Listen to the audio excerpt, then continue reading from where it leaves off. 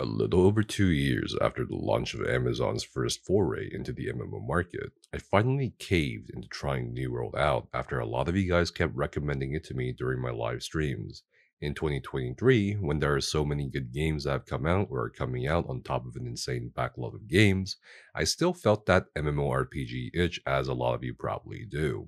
I feel this itch in the sense that I'm sort of aimlessly wandering around waiting for an MMO that is going to be my new MMO home, something I can play continuously without getting burnt out or bored. The current options of the market feel lacking, outdated, or just not at all engaging for me to seriously consider them to be that main MMO. A lot of them definitely feel like you're pushed to play seasonally or on a casual cycle, which is fine, but it's just not what I want. Just a heads up, this isn't a video like many others you can find on the internet that say, oh, you should totally play New World, or you shouldn't, because in no way do I have enough playtime as of this point in time to judge and say, okay, this endgame is such and such, and this is how it all works, or this is the real community, and this is how the people are. Instead, this is a video based on my impressions of New World as both a completely new player to the New World and from an experienced MMO perspective. Starting with an introductory cutscene, then to the character creation after paying $40, I wasn't too impressed by the choices offered to me in terms of the hairstyles, body or face options, markings, or even the colors, but this is okay considering the best things I've heard about New World have nothing to do with the character customization anyway, and I was sure there would be in-game fashion anyway like transmog or armor styles and so forth. I did like the transition from character creation to cutscene, which I think was very creative and well done. Curiously, compared to most other MMOs I've played, New World does not offer classes. Instead, a typical class system is replaced by a weapons and armor system that help determine both your build and role functionality. More on this later when we cover combat. After character creation, I got flung into the beginnings of New World's questing, lore, and overland content. I appreciated the brief tutorial on controls and some of the tooltip vernacular. I really appreciate the clean user interface or UI of the game. Everything is self-explanatory, so long as you take the time to read the tooltips for the abilities, the armor weights, the weapons, the various menus and filters, and so on. I think the UI and user experience of New World is pretty easy to approach as both a new player and a seasoned MMO player, which is a big plus for this game. I also love the fact that New World has in-game proximity voice chat, something that I haven't seen abused, surprisingly, by a lot of players I encountered in towns or PvP, which might mean a lot of people have voice chat muted, or the voice chat is moderated heavily by Amazon. The latter I hope for, as I strongly believe the potential immersive quality of in-game voice chat, or the ease in which you can communicate with pugs or pickup groups without the need for third-party software, are pretty good positives that outweigh the negatives for gameplay. Anyway, I would say the first thing I absolutely do love about New World is that, unlike some other MMOs or multiplayer games, there's a very real chance for you to actually die in the PvE overland content. This isn't to say that overland is impossible or so challenging you'll get extremely frustrated, but more so that depending on where you are during your progression from level 1 to 60 or 65, not respecting mob damage, not respecting elite mobs, not healing can get you killed, not blocking or sidestepping some things can prove dangerous, and so on. A big part of why I think the overland challenges work here is also in how alive the enemies feel in terms of their movement and actions when you're engaging them. In a lot of other games, enemies tend to stay static or in one position for you to hit, but in New World, a good amount of the mobs can move quite a bit or put pressure on your camera, forcing you to actually look around or put more effort into aiming, and it makes the world and gameplay feel a bit more alive and reactive to what you may be doing in the moment, which I think is another huge plus. Another big contributor to my enjoyment of New World definitely is the audio of the game. The music is nothing spectacular, not a lot of it is super memorable, whether it's the background music to a town or the combat music, but it serves its purpose, although it feels like the game is very quiet on the music front a lot of the time when traveling or gathering resources or just playing in general. Whether that's a good or bad thing is subjective, because I'm sure a lot of people enjoy zone music while doing things, and a lot of people also enjoy just the ambient sounds of the environment over loop music. Speaking of the ambient sounds and the environmental sounds, they're also really well done. The sound of the brush, the sound of water, the sound of creatures, it's just superb. The voice work for the game is decent, and it's always a pleasant thing to hear voiced lines in MMOs through dialogue or even in-game moments. The greatest audio work in New World, at least for me, is definitely in the sound effects of your abilities, the gathering of resources, and just a general combat noise with enemy telegraphs or mechanics and so on. The audio helps with giving me a tactile feel, which is definitely there in New World. For example, how weighted a Warhammer feels to swing, or how I can feel one of my skills or attacks missing my target. We'll talk more of the combat later again in the video, but I thought I'd mention the importance of the sound design in the game. Back to the topic of Overland, the solo instances or soul trials during the main questline can make you actually use your potions or food, or even do a quick respec if you want to change weapons and stats. In some ways, the questing and Overland content nudge the player towards checking out the combat system beyond the 6 skills you can slot from your weapons, which in my opinion is a good thing because you want to provide some sort of transition from getting into the game to learning the game. The creation of this transitional bridge I think is a bit more important in New World, especially when basically most of the game is centered around the PvP open world concept, and this is all tied up together by almost everything you encounter in the game.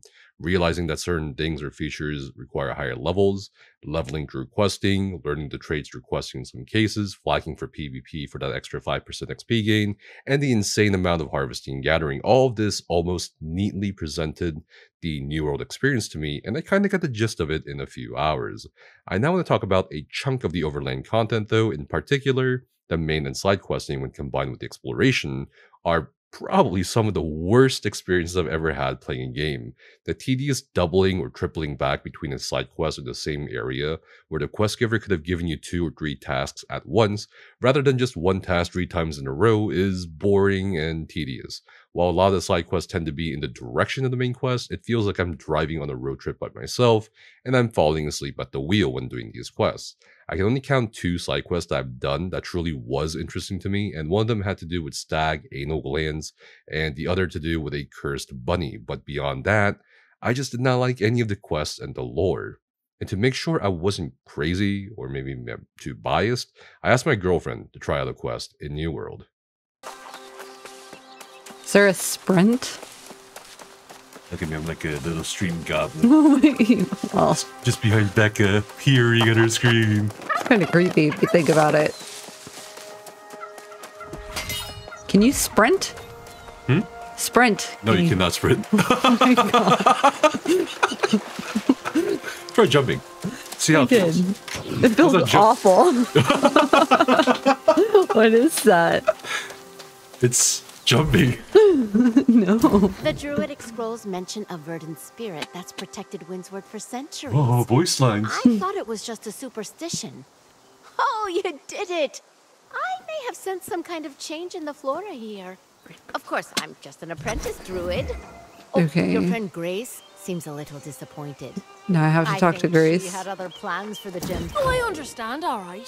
The 2 of you have decided to play noble heroes and save the land. I'm a bit Surely. disappointed. Oh, there's more. I I thought you and I suppose had a I'm proper accepting plan this. before little Miss Bright Eyes came along. Oh, so now you want to recruit me into your charity. There's one of those spirit shrines over that way. If that's... Okay, no, which one am I doing? You're following the one. So Okay. you have to talk to her. Still doing. Oh. What? But I just. of Corinth. But I mean, it's kind of the same as, you know, Turner needs to be held to like, account. I guess She couldn't ESO have been a part dialogue, of that right? conversation. I'll visit Yeah. the library in Corinth to try and find I have a locations growth on of my other shoulder. shrines. The problem is Honestly, you don't really get dialogue options, see the right? expression. Not problem, but like that's okay. So you're just kind of taking their dialogue. Yeah. You're like a But- faceless Master Chief. I assume there is no fast travel. There's no fast travel available there. So you gotta walk. Cool.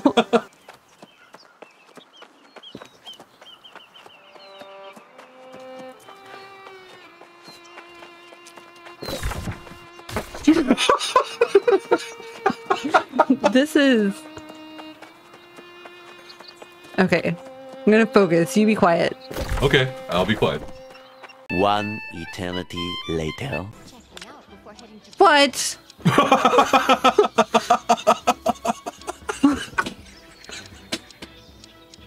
Alright, Becca, you gotta finish this one quest. And maybe maybe that lack of enjoyment has to do with how the lore is just not great. I tried really hard to get into the story and the characters in the main quest line, but I don't think New World stories will ever win like an award for storytelling or writing, to be honest with you, because I just couldn't. And I ended up not caring. The lore feels a bit simplistic, and I think New World definitely had that challenge of not only being a new MMO, but also having a completely new universe to world build that fit both the aesthetics and gameplay, which is not easy. In this case though, maybe like Lost Ark where the story isn't that great either apart from boobas, the delivery of Lost Ark's story through a nice mix of cutscenes, gameplay, and cinematic fighting moments could have saved New World's storytelling. And this is like the polar opposite of the Elder Scrolls Online, for example, where the lore is amazing, but the delivery of it is just not that great or engaging through the actual gameplay. But definitely what killed a lot of the overland for me was the absolutely tedious exploration and walking you have to do in New World. I am not exaggerating when I say most of my gameplay for about 40 hours was just walking by foot in New World. Even with a hatchet equipped, it felt again like I was falling asleep at the wheel. My character walks so much in New World that if I were to walk as much as her in real life, I'm pretty sure I'd be the most healthy fitness YouTuber ever. And during my live streams, a lot of people came by and told me, hey, you should buy the Rise of the Angry Earth DLC, for a few reasons. First, I would have access to the mount system, which would make the overland probably more enjoyable. Second, you can't get to the new level cap of 65 in gear score 700 until you have the DLC anyway. And third, I would probably just enjoy the game more with the new zone, the new flail and shield, the artifacts, and so on. But I had a couple of issues with these recommendations because first, what sane person looked at New World size and fast travel placements during development and was like, yeah, you know what, Greg, I don't think the new players will ever need mounts, and it's like absolutely wild to me someone thought that, and now 2 years after the launch of New World, the game finally has mounts, and it's behind a paywall. So this of course leads to the monetization discussion in New World, which to me is not as abhorrent or predatory as some other live service games I've played.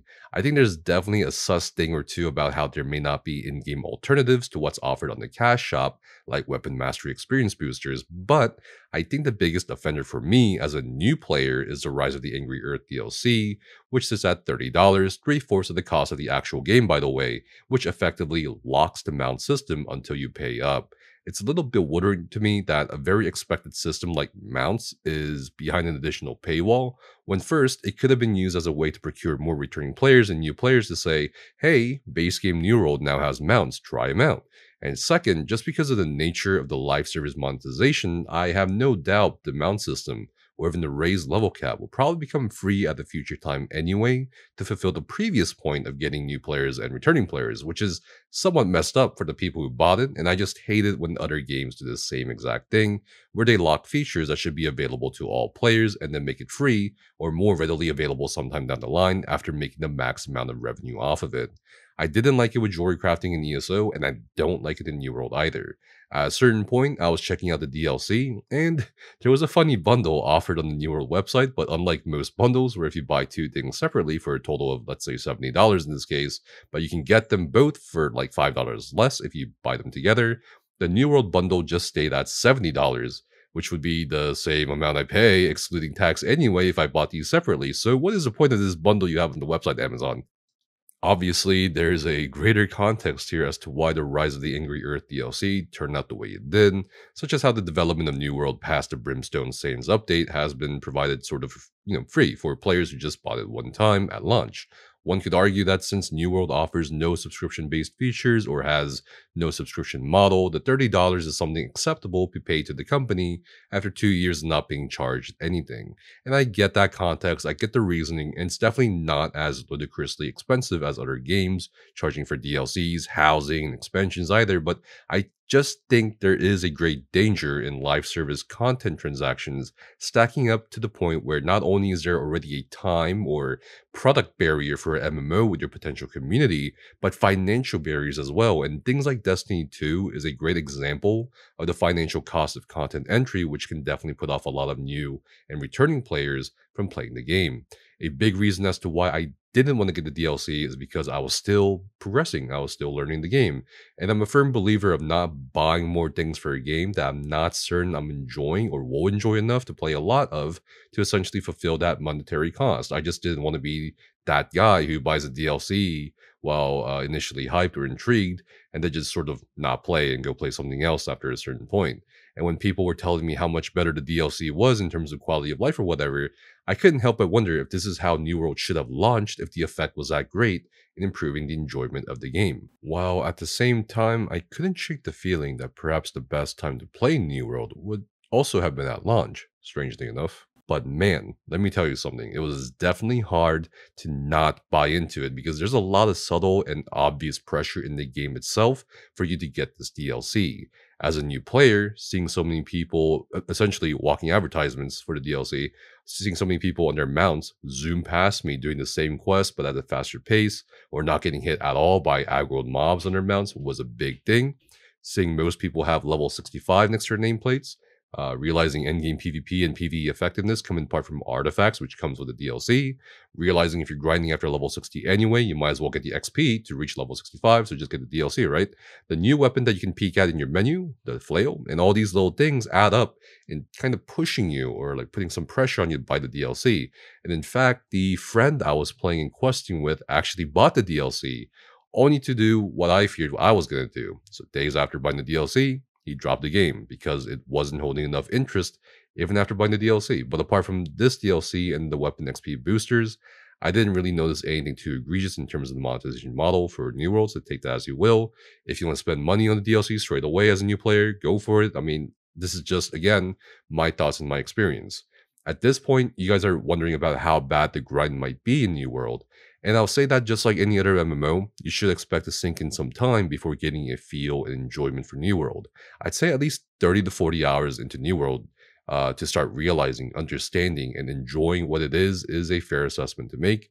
The grind for trade skills, the weapon mastery, and the legendary gear pieces one could potentially craft certainly do look daunting and time-consuming, and it can be absolutely daunting in terms of time investment, despite the ease of access to the base systems. I think New World definitely places a lot of emphasis, however, on the journey rather than the destination. It's very clear, at least for the questing as well, that they sort of expected players to do side quests as they did the main quest based on how underleveled you could end up around level 53 compared to the mobs you might be fighting if you skipped out on side quest XP. So if you're okay with a game that actually offers this kind of ideal of casually or seasonally playing or farming steadily, then New World might be the game for you. I think one could drive themselves mad like I did, asking until, all the way until the destination when the game is going to get fun. Well, when's the PvP going to open up for me and so on. I think it's just a game you have to play with good company or something you can tackle on as a journey for sure, because the methods of grinding out weapon mastery or even levels with certain spots in the game can definitely be soul-wrenching or really boring due to the lulls and breaks in between the actual actions of gaining XP. I would say for sure, despite some of the grind, the little things in New World are a huge positive for the MMO, and for a lot of people might be enough for them to try the game out.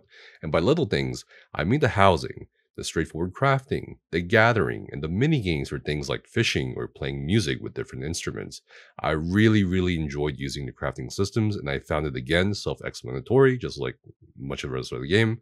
I love the satisfaction of gathering and harvesting the resources in New World, the sound of trees falling, the satisfying chops of the axe, the pickaxe making echoes if you're in the valley or ravine, the level numbers going up as you clear the open world around you. It's extremely satisfying. I think New World is a great game for people who like to craft or want to become crafters. The player-run market system is also pretty easy to access and has a pretty solid UI for what it is. The housing is solid. The music minigame is addicting for me. I love that you can give gold to musicians who are, doing the music minigame for buffs if they did assign buffs to their music playing, and they get gold, and that's really cool to me. The fishing feels much more active than other MMOs that have fishing. It's all really good, and I just haven't enjoyed these aspects in a MMO for a really long time, and I appreciated New World for giving me the enjoyment again of these little things. On that note, the combat can also be pretty satisfying. As I was saying earlier in the video, the tactile feedback of the weapons, the abilities, and how good they can feel and so on, with my personal favorites being the rapier, the blunderbuss, hatchet, and so on, can be easily felt, particularly with weapons, when you can try them out when comparing each other. The tri-stat system of health, mana, and stamina is also self-explanatory. The lack of classes may be off-putting at first, but the weapons combined with the armor weight of light, medium, or heavy armor, and of course the combinations of both passives and abilities with which two-weapon combo you end up with, can dictate a lot. Once you start looking over the weapons, the combat makes much more sense. I think the only thing I don't like as far as combat is concerned for New World is the movement alongside the jumping, whether that's just the feel of it or the animation of it when your character has to cast abilities. On a side note, almost 100 hours later, with the art style, it still feels like I'm playing Fortnite with worse jumps sometimes. I just can't shake that feeling. Just a random note. But I am happy to say that the content barriers to PvP and PvE seem much lower than some other MMOs. While the community is amiable, at least on US East Marama, I think the New World developers did a fantastic job of making the ability to do an activity, whether you're a solo player or not, very easy, which is great. I felt like I could hop into PvE via expeditions or dungeons much faster than Elder Scrolls Online or World of Warcraft. The PvP, with the exception of company wars, seemed pretty open to everybody, regardless of their build. Depending on your server population, perhaps the PvE queue system might be lacking, but the actual act of getting into the in-game activities is, I think, a lot easier, even for newer players. Some people have asked me about PvE. I haven't been able to do the mutations yet, but I can already tell from doing the expeditions that the PvE content is definitely not as bad as I've been led to believe by people who talk to me about New World. In fact, it can definitely be quite enjoyable, and I assume the endgame stuff is even more fun with certain instances. I've done the overland PvP, I've checked out the influenced races, I've flagged for PvP as I leveled, even killed this one guy who was hogging my XP grind spot, and I think all of the PvP in the overland is what it is. It's no system or gameplay I haven't seen before in other multiplayer games like PlanetSide 2 or Dark Age of Camelot. I tried out arenas as a new player, and that's when I found out that there's no MMR, or ELO, or level matchmaking when I faced up against the opposing team that apparently had the number 1 and number 2 player on the arena leaderboards. So arenas are something to be revisited if I do continue New World. I think the most fun I've had in New World so far as a player interested in primarily PvP, not yet looking for a semi-permanent company or community, is definitely Outpost Rush. I think it's a great concept that involves both the PvE and PvP aspects well, kind of taking inspiration, I feel like, from Gambit and Destiny 2 and the map buffs or mechanics from Dota 2. I loved Outpost Rush, and I think it's certainly a PvP VE activity I would love to undertake in addition to dueling as a result of Outpost Rush, whether it's because I'm level 60 when everyone else is level 65. I think I now have a newfound liking for ranged builds, or even being a healer for both PvP and PvE. And I think the latter role of being a healer is something I do want to check out should I continue playing New World. On the note of 1vxing or skilled gameplay, I would kind of assume, based on my experience, that the 1vxing or outplaying groups is pretty limited just because of the nature of the combat system with the cooldowns. I would, I guess, assume, based on my experience, that the most amount of players you might be able to outplay by yourself is going to be 2, 3, maybe 4, but it doesn't seem like it's something crazy with old ESO where you could 1vx 20 people or something like that. But yeah, if you guys are curious about how well the game plays, I played New World on a rig with a 2080 Ti and a i9 9900K, and the performance issues, at least for me, were pretty mild with the exception of almost falling through the map sometimes randomly. As expected, FPS can drop pretty hard in heavily populated towns or during Outpost Rush, or open world PvP battles involving 80 people in the same location. Other than that, I didn't crash too often, although there was some minor freezing when placing down house decorations. And of course, for whatever reason, there's an invisible fountain in Windsward that can drown you if you stand next to a statue that I actually think they should keep in the game. Lastly, I think I played during a weird period of time when the devs had to disable Rapier and Blunderbuss skill to prevent glitches and crashes, which, despite the inconvenience of it, I do appreciate their seemingly fast response time on that front. If I had to give New World a rating at this point in time as a new player, probably a 7 out of 10 maybe. It's not terrible, and it's not the greatest, but it's something that can certainly scratch some itches for a lot of us, or me, who love MMORPGs. The crafting, the gathering, the combat, the minigames, and a few things were really great for me. Everything else felt pretty bad or just kind of mid, but I'm sure with time, even some of those, minus the exploration and lore without a mount, may just grow on me. Thanks for watching this video. I hope you enjoyed my perspective on New World, and definitely feel free to leave your thoughts below, or recommend me another MMO game to check out. I love all of your suggestions, I love all of your ideas. Stay safe, have fun, and see you guys next time.